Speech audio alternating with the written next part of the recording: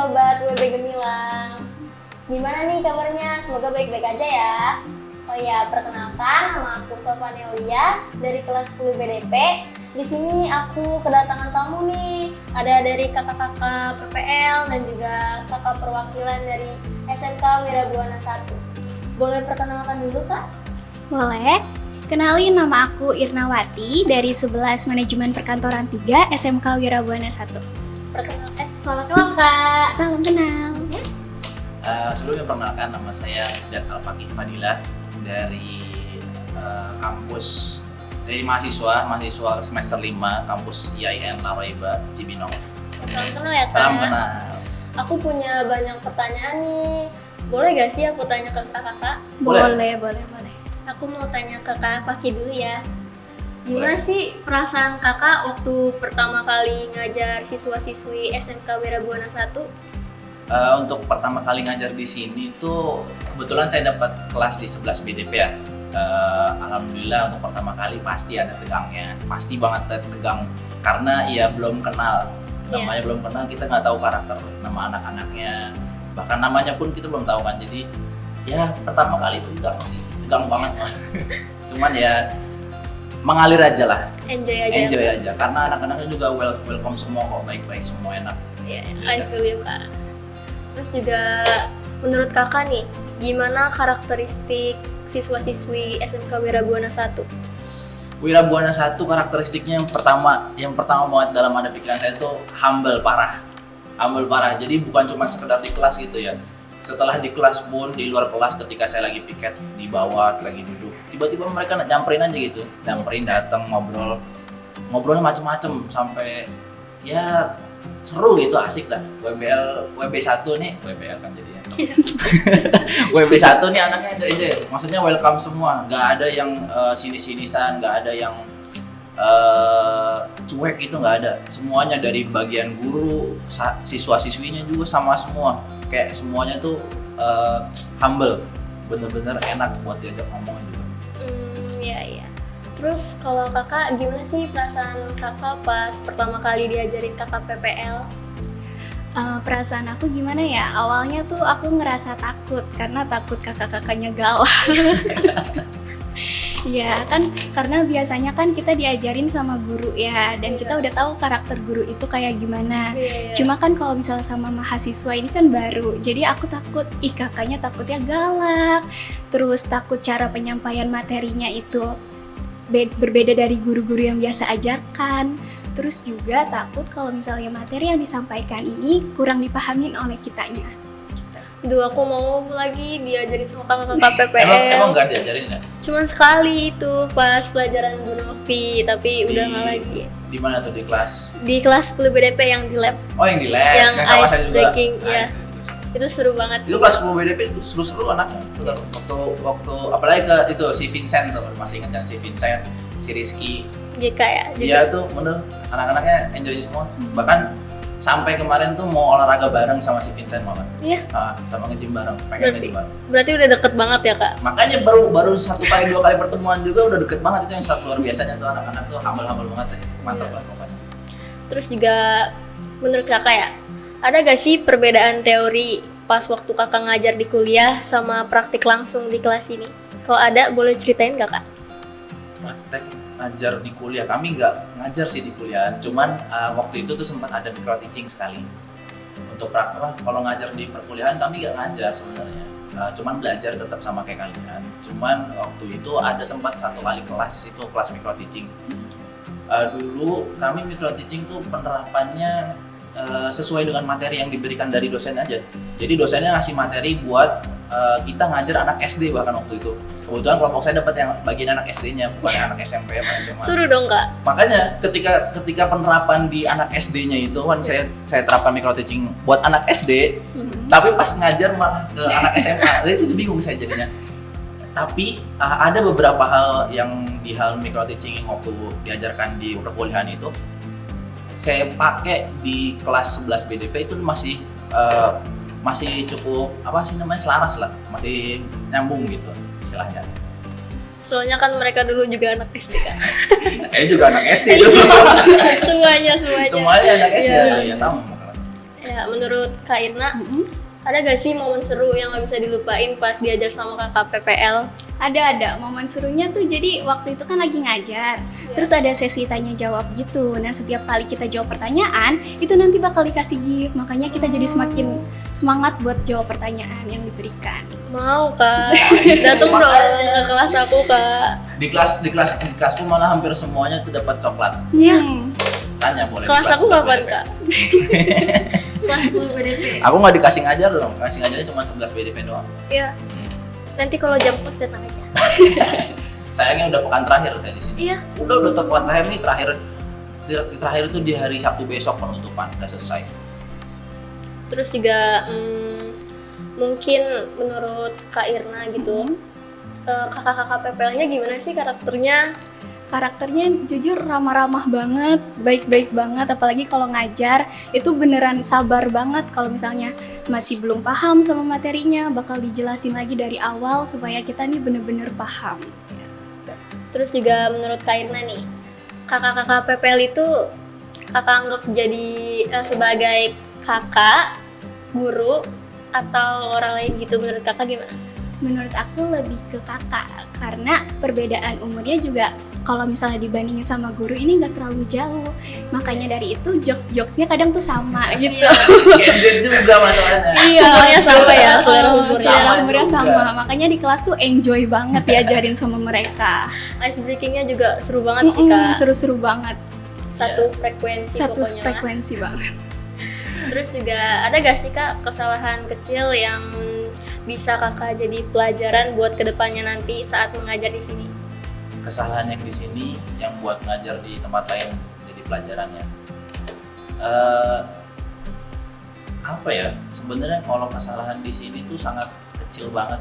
Kayak misalkan telat di kelas dan lain sebagainya. Kalau untuk pelajaran yang bisa saya ambil dari keseluruhan PPL saya di sini, itu banyak banget, hikmahnya juga banyak banget, kayak pengalaman baru lah, new experience buat saya pribadi. Kebetulan juga kan saya ngajar juga di sekolah lain dan juga memegang sebuah inilah koordinator bagian tahfidz. Jadi dari segi pelajaran yang bisa saya ambil dari Wirabuana ini, itu sebenarnya dari segi manajemennya yang sangat luar biasa yang bisa saya ambil, dan juga cara menangani anak-anak dengan karakteristik yang baru, yang pelajaran yang perlu saya ambil itu sih paling dari keseluruhannya. Mungkin itu kan. Menurut Kakak nih, kelas yang terfavorit Kakak kelas berapa sih? 11 BDP lah. 11 BDP. Karena saya ngajar di situ. Karena kelas 11 BDP ini unik ya, bisa dibilang unik. Kenapa? Karena macam-macam anaknya tuh komposisinya sangat pas gitu. Jadi ada yang ngeselin banget, ada yang bener-bener belajar banget gitu. Tapi ya jadi pengalaman buat saya pribadi lah. Karena ya bukan berarti saya nggak bisa masuk kelas yang lainnya. Karena saya kebetulan ngajar di 11 BDP, mungkin yang terbaik menurut saya pasti kelas 11 BDP. Karena saya nggak ngajar kelas lainnya, gitu aja jawabannya. Cari aman. Cari aman ya guys. Mangga silakan. Ya lanjut. Setelah ngajar di sini nih Kak, Kakak pengen jadi guru apa sih? Kayak karakternya jadi kayak gimana gitu setelah ngajar di sini? Kan Kakak udah lihat nih karakteristiknya siswa-siswi di sini kayak gimana? Saya pengen jadi guru apa? Asik, yang asik. Yang asik pastinya. Wah. Yang asik, yang bisa jadi teman buat murid. Jadi murid tuh nggak ngerasa ada tembok gitu di antara guru. Jadi guru juga jadi murid nyampain sesuatu halnya itu ke guru jadi lebih nyaman. Justru itu yang pengen saya jadi seperti itu. Tapi dalam tanda kutip juga tetap dihormati sama murid-muridnya gitu. Dan itu guru-guru yang kayak gitu tuh yang jarang. Kadang kita ngerasanya sebagai siswa ya, dosen itu saya mahasiswa, ke dosen juga masih sering nggak enakan karena masih ada tembok yang dibuat oleh bapak dosen tersendiri, pengajar itu sendiri. Tapi ketika kita sudah menghilangkan tembok itu, jadi kita kayak teman aja, kayak cerita ke layaknya teman, cerita kayak layaknya ke orang tua, ke kakak dan lain sebagainya. Itu justru saya pengen jadi yang guru yang kayak gitu sih menurut saya. Keren. guys. Terus juga Kak Irna nih, Apa? Oh, aku pengen nanya, menurut kakak, kakak PPL siapa yang terfavorit menurut kakak, yang kakak paling suka gitu? Karena di kelas 11 manajemen perkantoran 3 ini aku diajarin sama Kamita.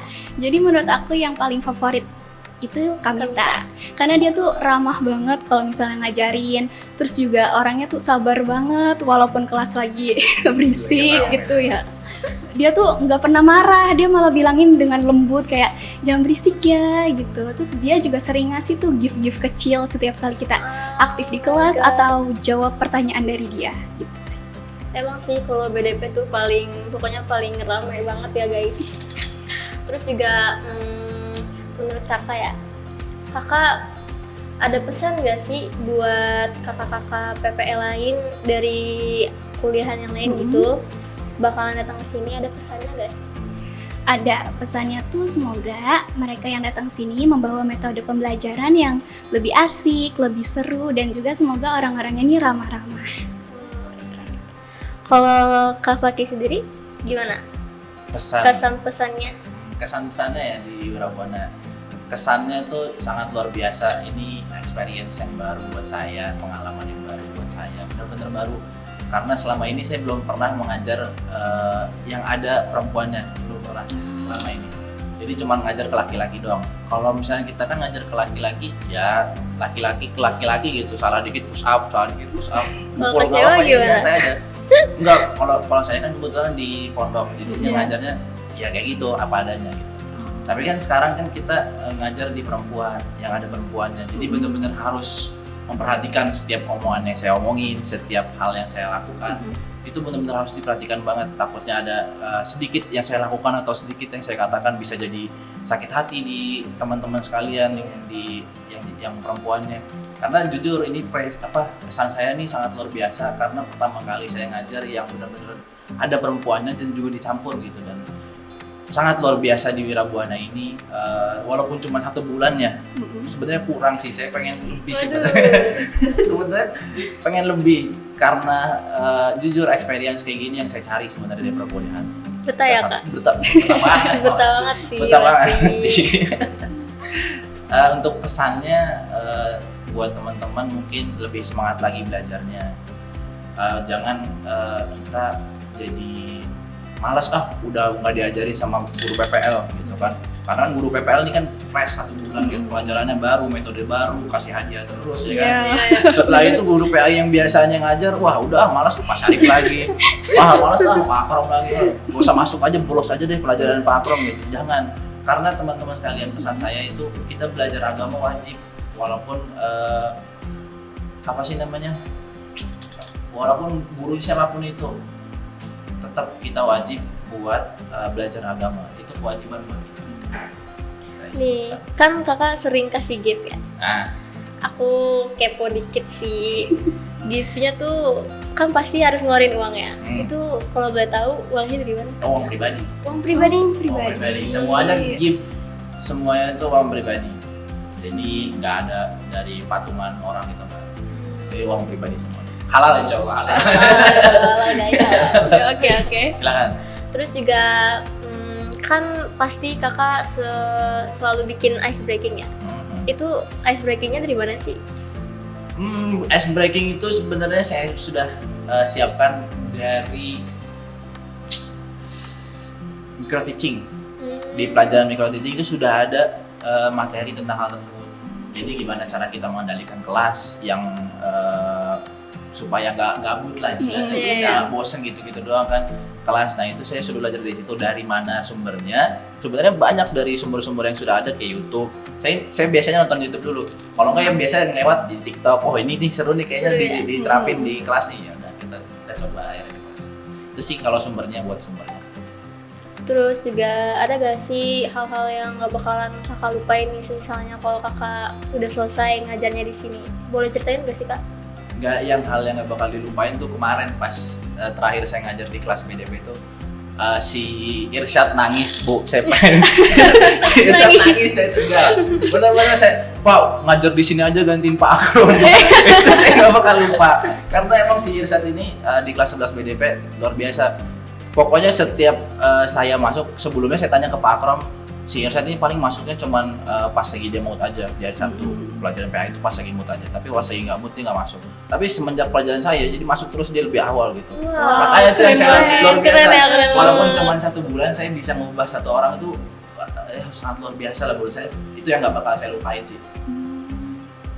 Nah, sekarang kalau buat Kak Irna nih, ada gak sih hal yang gak bakalan kakak lupain?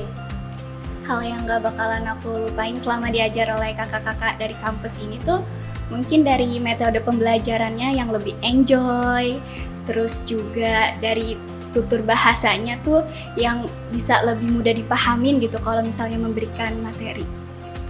Terus kalau buat Kak Faki nih, kakak mau gak sih ngajarin kayak mapel yang lain, gak harus PAI aja gitu? Pengen gak? Sebenarnya pengen, tapi apa dulu? Waktu kemarin tuh saya ngajarin itu kan, gantiin Ibu Novi waktu itu kan. Iya. Pelajaran dasar-dasar marketing, saya nggak tahu apa-apa. Masalahnya takut salah kan, saya ngajarin Jadi apa?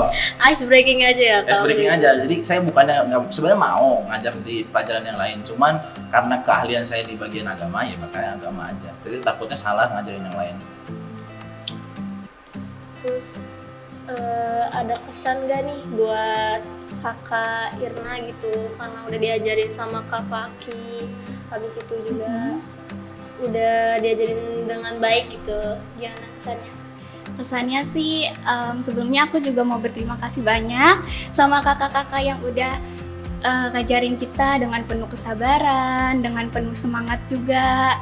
Dan kesannya sih menurut aku kakak-kakak ini baik-baik banget, ramah-ramah banget, dan juga dermawan banget. Alhamdulillah, saya ucapkan terima kasih juga ya buat ke sekolah kami itu ya banget. Ini luar biasa pengalaman yang ya sangat luar biasa sih. Saya bilang experience yang sangat luar biasa buat kami. Mungkin saya ucapkan terima kasih banyak ya Kak sekali lagi. Terima kasih banyak Kak. Udah memberikan pengalaman yang sulit untuk dilupakan.